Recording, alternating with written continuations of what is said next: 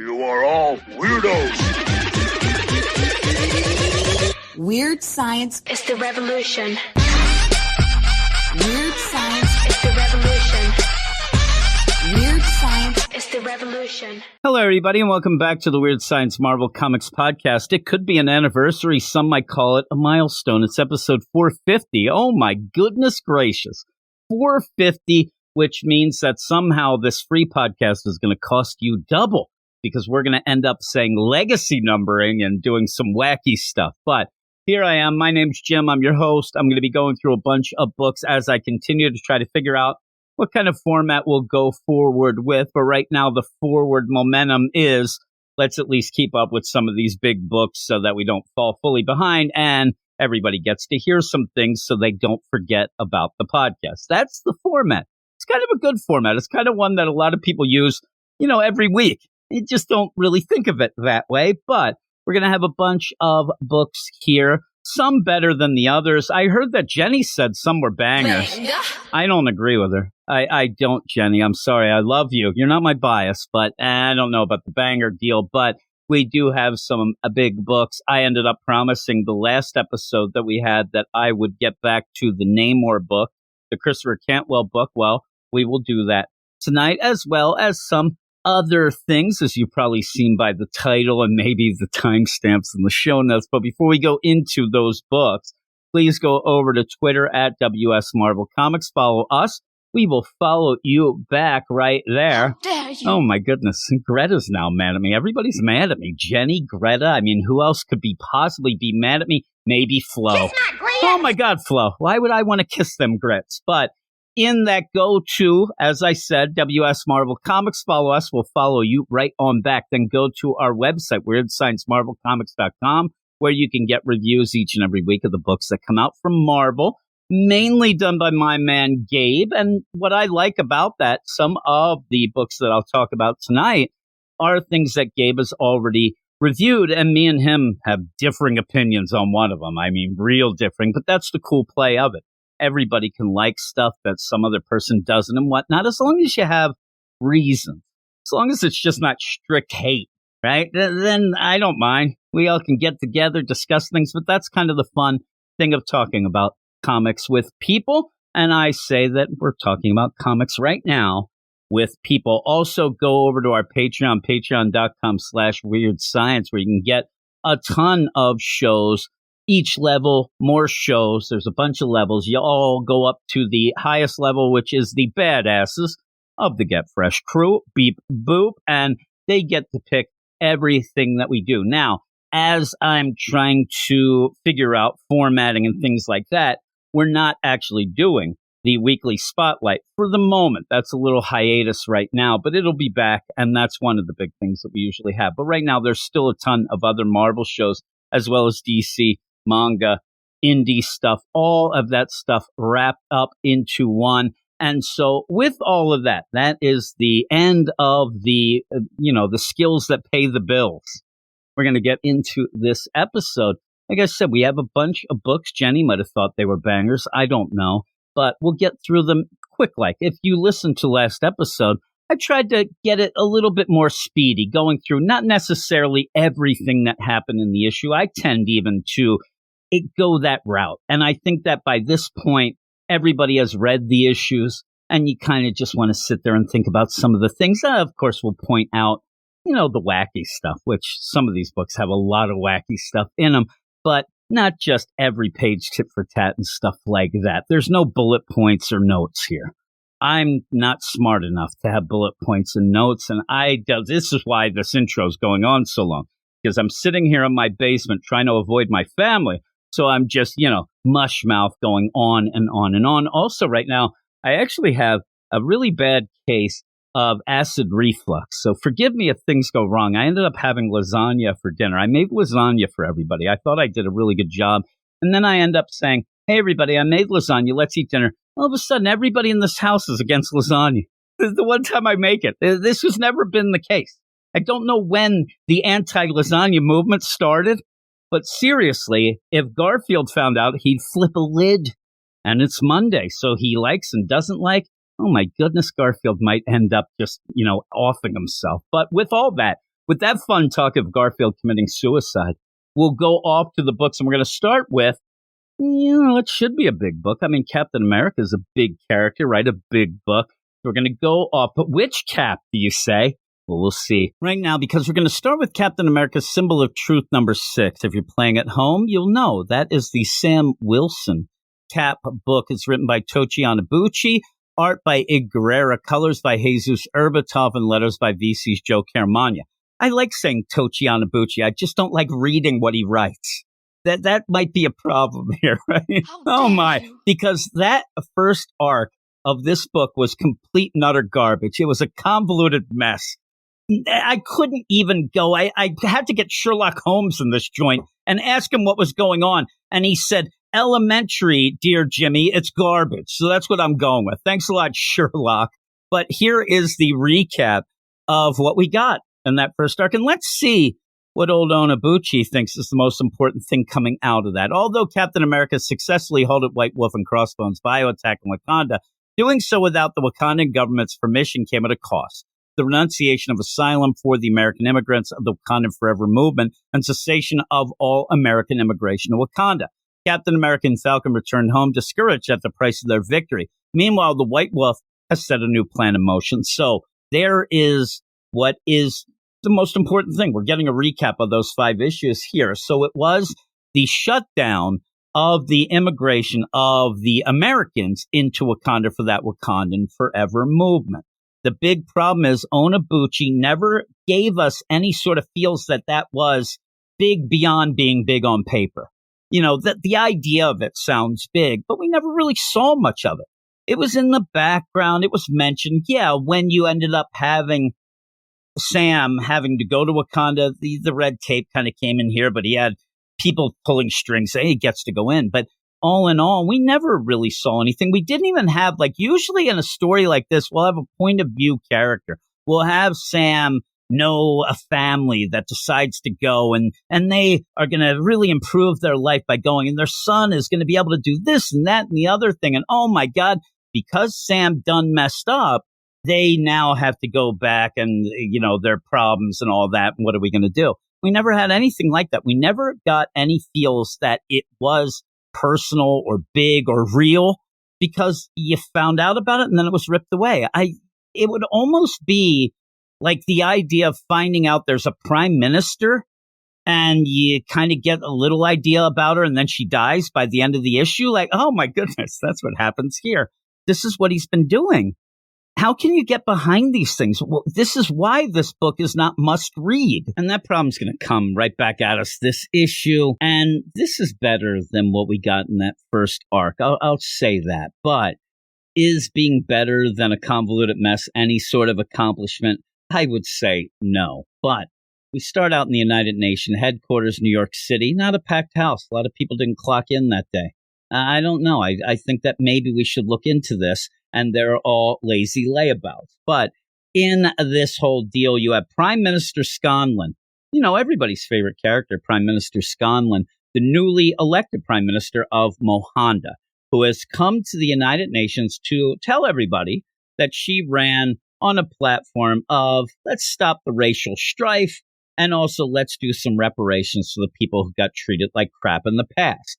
That's fine. I think that the thing here is she promised this. She ain't got no money. She needs a little bit of the kashunda from the rest of the world to maybe help out. She's saying it's a good thing, so you should go. But spoiler alert, I made a joke about it already. She's going to die in a couple pages.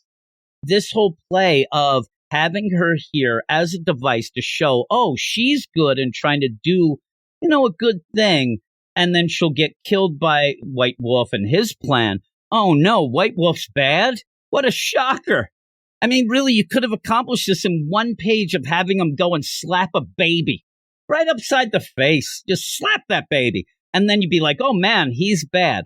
But you end up instead taking almost 10 pages of dialogue about Mohanda and Prime Minister Scanlon. Halfway through this issue, Sam Wilson Cap, I don't know, I think his name is on the marquee, barely says a word.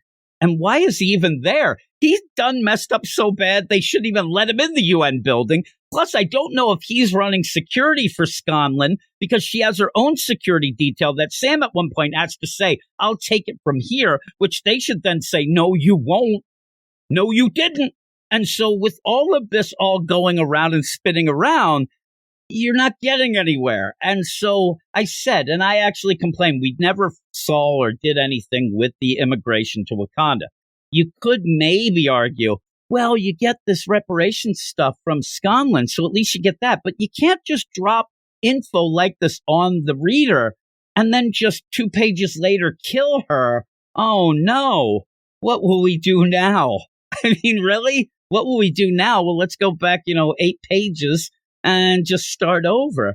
But at the end, you find it's White Wolf, so that's okay. But in that, Cap's listening to the talk, and afterwards, she's going to go out. She's like, oh, my God, I have a target on my back. Half the people in my country even hate me. Yes, we get it. We get it. And so he ends up calling out to Falcon. Falcon was doing a sweep of the crowd outside. Hey, Falcon, how is everything out there? Are there any sort of danger zones here? Is Kenny Loggins out there singing Danger Zone? Anything. And Falcon gets back to him there with Red Wing and says, nope, all friendlies as far as I can see. I checked everything. Looks good. Sam basically says, what was that? You said everything looks good. That sounds fishy. And says, go sweep again, and then ends up changing the whole security detail for the prime minister because Falcon said, nothing bad coming out here. Everything looks great. Everything looks fantastic. Uh-oh, that spells trouble. So he ends up taking and going to her security and says, change of plans, fellas. We're going to go the opposite way. But that then seems to be the plan, but isn't, but is. And even then, where Falcon is, you don't get the whole lay of the land. Where Falcon isn't saying everything looks good. Sam says, oh, we're not going to go that way, whatever. But then ends up that way anyway. And then they're there. And then out of nowhere, the prime minister of Mohanda ends up seeing an old man who's buckled over and having, some sort of distress. Falcon says, there's an old man out here, a civilian. He's under distress. He looks like he's having a heart attack, right? They walk out. And what a coincidence this is. You end up having the prime minister go, oh, my God, that's my grandfather. What? Really? Like, out of all this, their grandfather's just out there. Why isn't he in Mahanda? He going around traveling. So you end up with, oh, my God, grandpa, which then Sam has to pull her away as he's having a heart attack. They start running back into the UN, which is now being gassed. And they're yelling, we're under attack. Terrorist attack, gas. Falcon's trying to help the grandpa outside, but he doesn't know what to do. He's not even doing CPR. He's just putting up his hands. Actually looks like he's putting up the devil horns, like he thinks he's at an Iron Maiden concert. Maybe that's what works. I don't know. But in that, then, Sam grabs the prime minister and they take to the air. Okay, we'll be safe in the... Oh, no, there is an attack, and it does look like this point, the Wakandan secret police definitely looks like that mask that they wear, but they also have metal wings. They're coming in. Everything must have been a setup, but how do you set up going back, forth, all this play? And they end up, shooting at Sam and the prime minister. It's nice that Sam is able to save the prime minister for now. And, he ends up throwing his shield a bit, knocking some people down, and that ends up with Sam, the prime minister, and 2 of these terrorist attackers. They're on the ground, and we're going to go and we'll see what happens to them, because also then where Falcon's waiting and an ambulance comes up, sus ambulance, I say, because this guy gets out, gets a syringe and just walks up to Falcon and injects something in the back of his neck.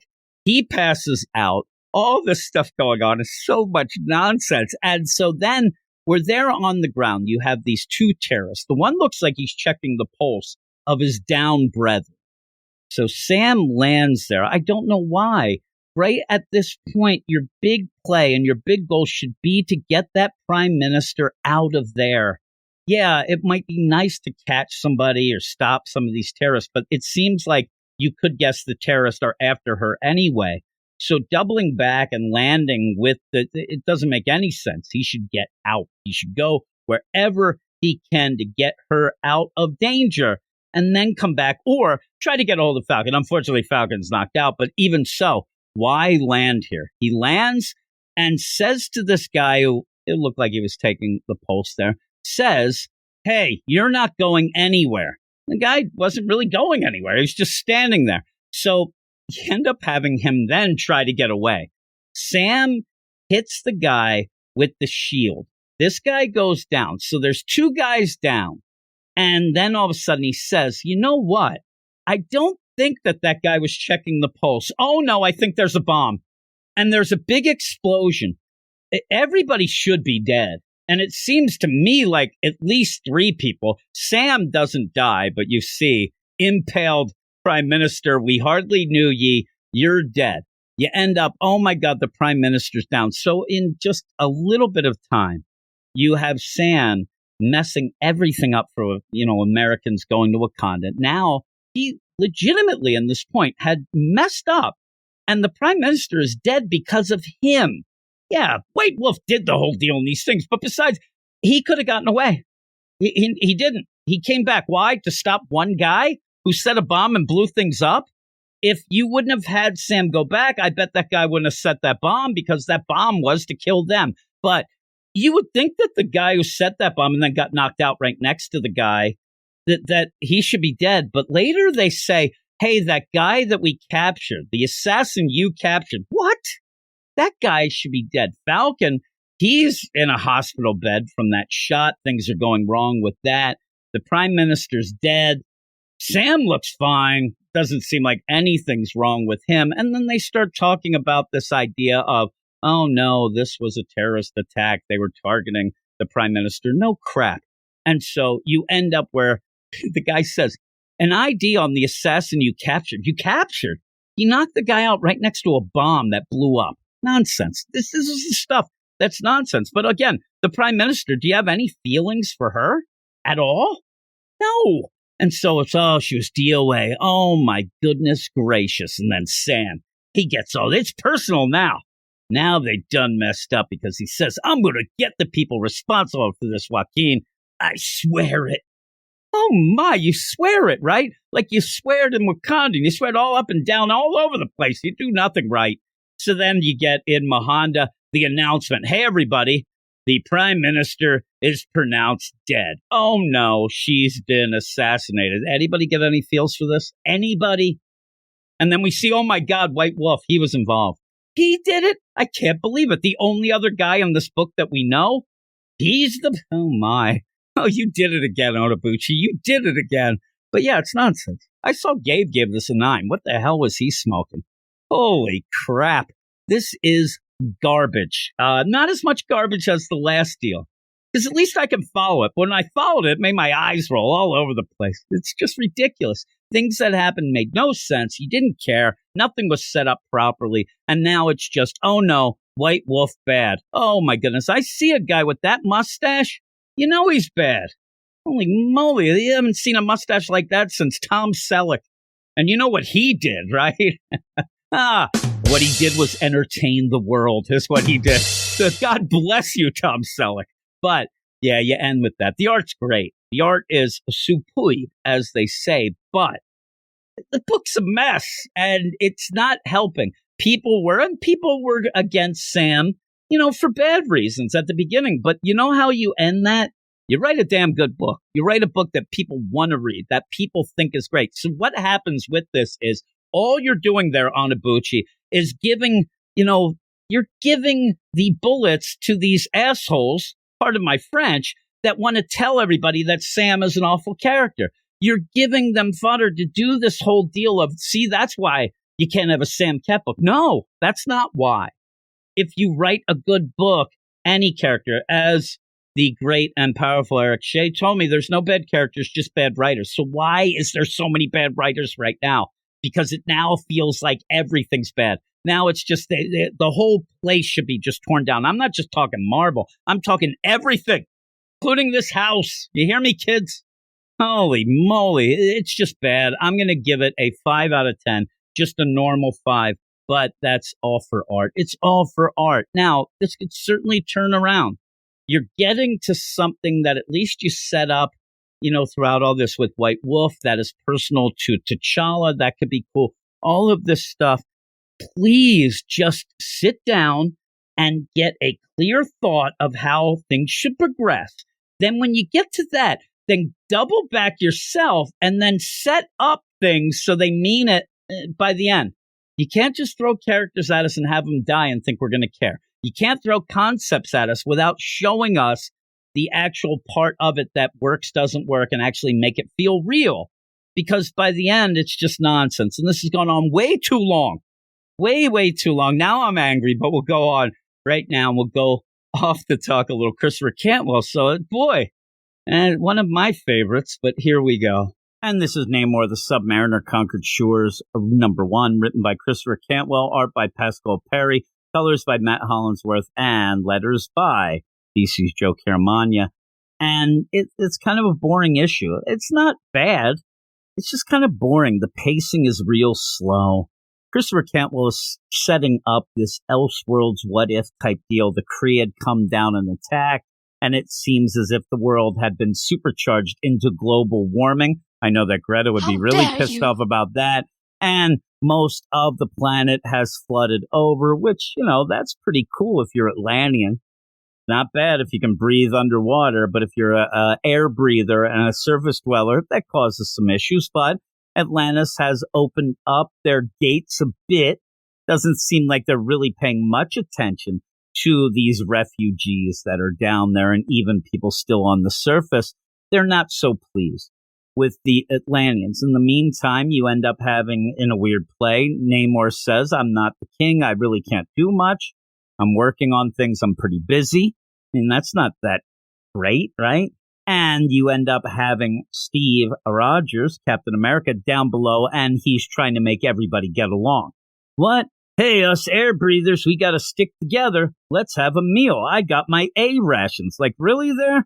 Cap, you can take your A rations and sum up your A ration, but there's a weird play in here, and this is the stuff that gets me from Christopher Cantwell. He wants to set up this idea of conflict amongst brethren. We're air breathers. We shouldn't fight.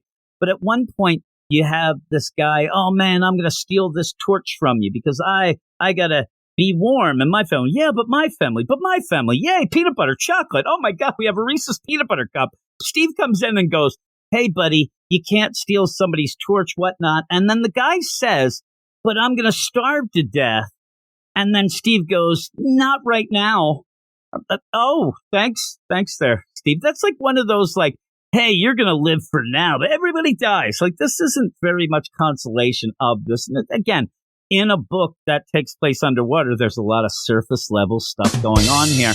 And so, yeah, you end up seeing that Atlantis doing okay. I don't know that you're seeing it's great, but doing a lot better than the surface. And Steve goes to Namor, at least Namor runs into Steve. Hey, what up, Steve? Hey, what up, Namor? You working on that energy thing for us down here? Not really, but I got a lot of things on my plate. Maybe some squids, some crabs, that sort of thing, right? But I'll get to that. Oh, by the way there, Namor, there's a birth that's going to be happening on the surface. What? That hasn't happened in 2 years. Like, everybody. But, hey, I know. You want to go see it? It involves Luke Cage, the guy who's pissed off at you and wants to kill you. But let's go. And it's not even really established that way, but you kind of get it. And they're going to go, and this is the way that Steve underhandedly is going to try to be a good guy and a gem and get these two together. Almost that play. If we could just get these two pricks together in the same room, they'll work out their problems. Well, they don't. And they go, and when you show up, there's Luke Cage. He's all pissed because, oh no, the baby died, and so did the mother. You don't even know what's going on here. And he attacks Namor. And I think that the plot's slow. But what else is slow is the brain of the one Atlantean guard. I swear that Namor gets the crap kicked out of him by Luke Cage. And then 2 pages later, the Atlantean guard goes, uh-oh, I think that Namor's gotten attacked. And then they just start fighting, which does nothing. You have this big fight, and then it just ends with Namor looking up into the sky, and he sees the Human Torch. And I do believe this would be Jim Hammond. Human Torch. He sees, wait, Torch, and yells. The end. Very odd issue, very nothing of an issue. And I was thinking the idea that with these things, and this is just an Elseworlds book, it's not that important. And it's just something, if you like Christopher Cantwell, God bless you. But if you do, have at it. Have fun with this. I'm not a big fan of his, and this didn't grab me. I like Namor enough, but if I'm going to get invested in a Namor book, I kind of need a little more Namor. And I'd like it if it's an Elseworld to have some kick-ass action, some fun, something. You can do whatever you want here. This is not in the regular continuity, so everything is out there. It's almost like unlimited budget, everything going, and you're going to have a story where everybody's moping around in cold because there's no energy after a Kree attack that melts the polar ice caps. I mean, this is not something that I'm thinking of in the vein of, man, I wonder what would have happened if Spidey kept the Venom symbiote suit. Like, now that's fun. Or I wonder what would happen if Hulk ended up killing the Wolverine. Oh, that's it. This is, what if there was just an apocalypse and there wasn't a lot of energy and Namor was sulking around? Like, there's the pitch. And he did pitch this to Marvel. I was excited about the idea that Marvel actually took a cold pitch and went with it, because at DC right now, that sort of thing doesn't seem to happen much. So I thought that was kind of cool, but I'd love to hear the elevator pitch that he gave for this one, because this was boring. It's not bad, but I think it's boring. The art looks great, but overall, should I continue talking and reading this? And I could go with the idea, if this was something that I picked up the number one, it would not go on my pull list. But here on the podcast, again, it's almost like a what if. We have unlimited budget. We do. It's what I heard.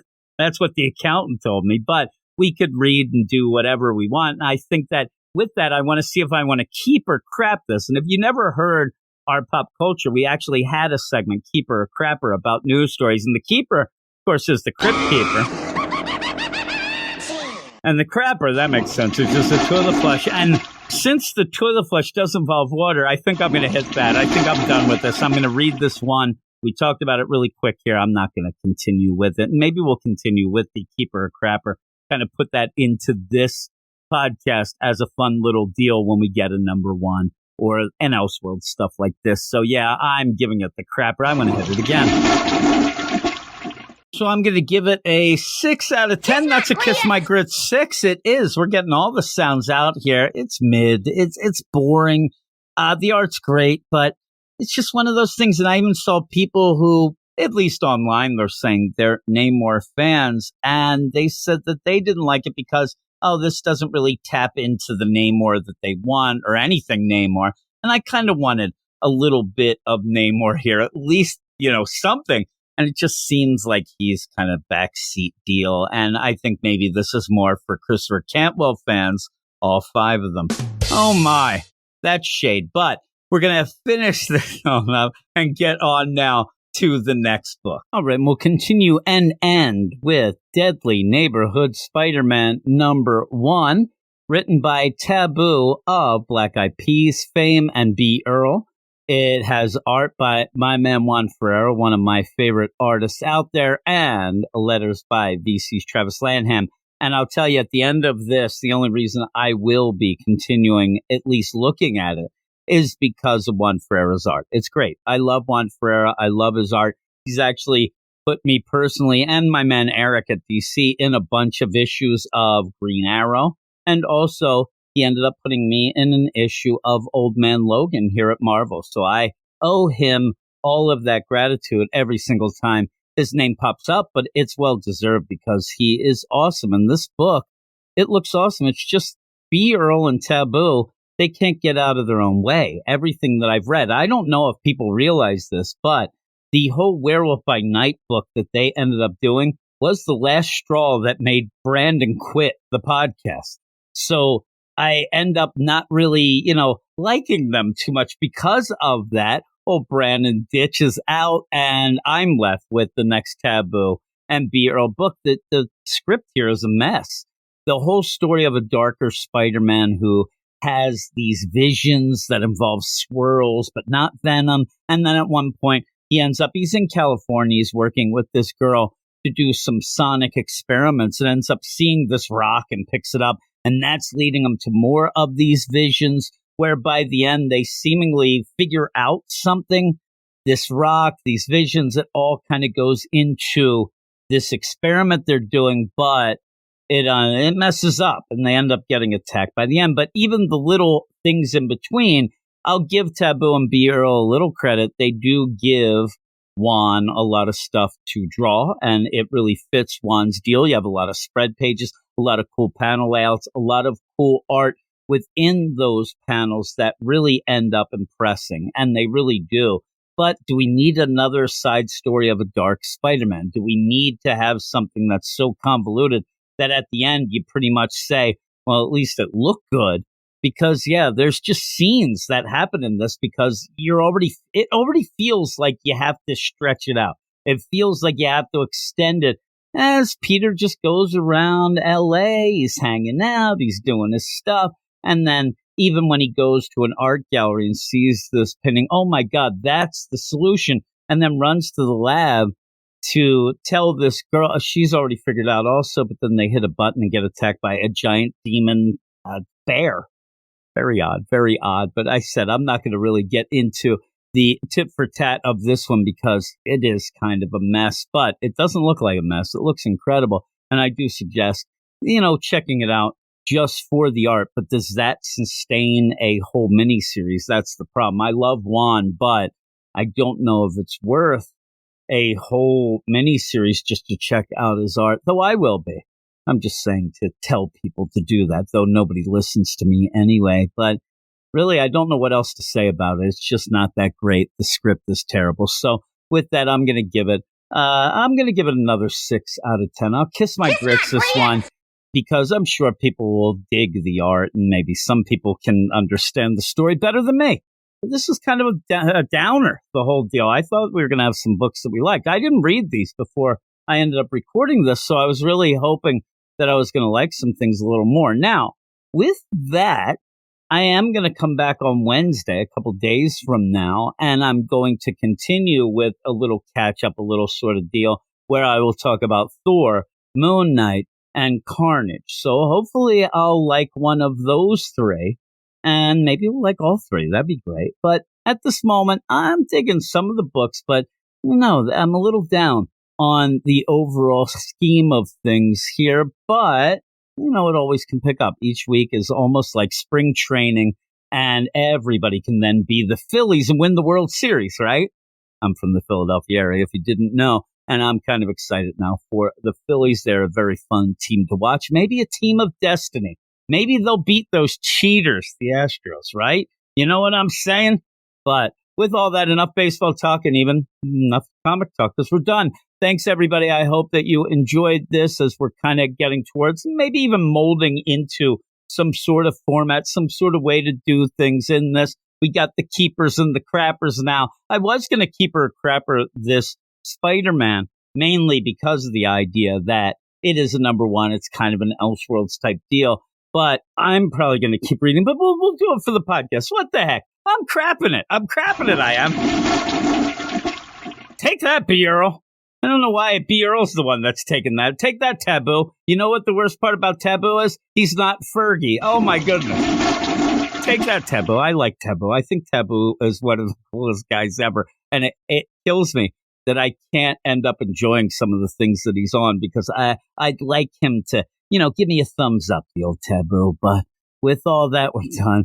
Go to Twitter at WS Marvel Comics. Follow us. We'll follow you back. And then go to our website, WeirdScienceMarvelComics.com, where we have reviews each and every week, mainly by Gabe. And then also go to our Patreon, patreon.com/Weird Science, where we have a bunch of books, a lot of Marvel stuff. One of the things that we're doing right now is going through the Marvel Zombies deal.